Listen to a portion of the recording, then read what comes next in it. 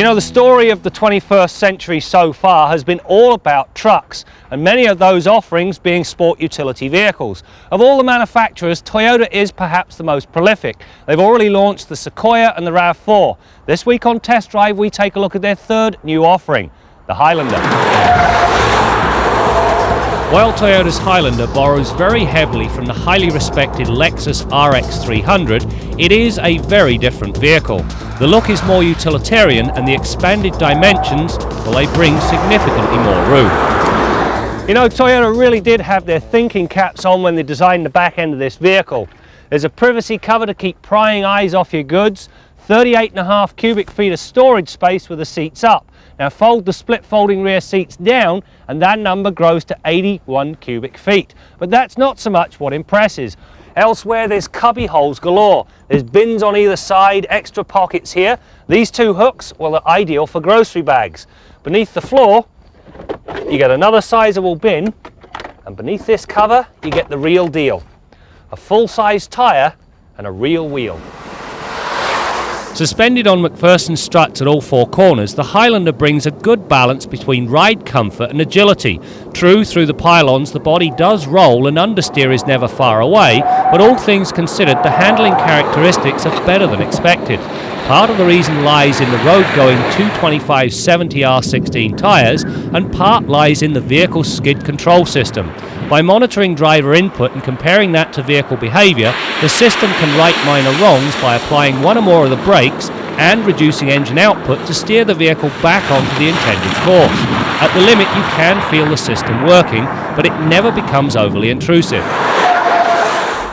As well as featuring an advanced anti-lock brake system, the Highlander also gets brake assist. Now this system recognises a panic stop by monitoring the speed with which you nail the brake pedal. Hit it fast enough and it automatically applies maximum braking pressure. That eliminates the need for the driver to build it up. Now while Toyota don't have any hard numbers, Mercedes-Benz, who use a very similar system, suggest it can shave 45% off the stopping distance. And you know, that's the difference between colliding with a car and looking at it from a safe distance. The combined effects of the brake assist and four large discs bring short stopping distances that measure just 114 feet from 80k. Power comes from a couple of engines. Forget the 4 and take the sophisticated V6. Using variable valve timing and a tuned intake manifold produces a willing 220 horsepower and 222 pounds-feet of torque. Both numbers are more than up to the job of hauling the Highlander around with authority. The only transmission offered is a slick shifting 4-speed automatic. Suffice to say it's up to Toyota's usual standards. A full-time all-wheel drive system uses a viscous coupling to apportion the power, rounds out a very nice on-road powertrain. A low-range gear set is, however, notable by its absence, and so any serious off-roading is, I'm afraid, a no-no.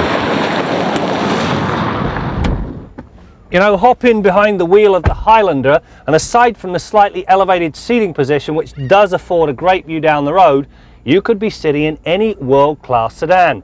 The seats are leather, heated and comfortable, power moonroof, power locks, windows, mirrors, cruise control, decent set of gauges, a JBL sound system that includes a CD player, and a great set of climate controls.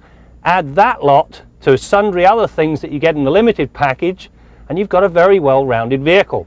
The problem is, and it hits you like a left hook from George Foreman, is the $9,200 option package they charge for the limited version. Add that to the 36.1 and you've got a fairly expensive vehicle. That said, it's still not out of line with its immediate competition. As with the current genre of utility vehicles, the Highlander comes with all the safety items expected.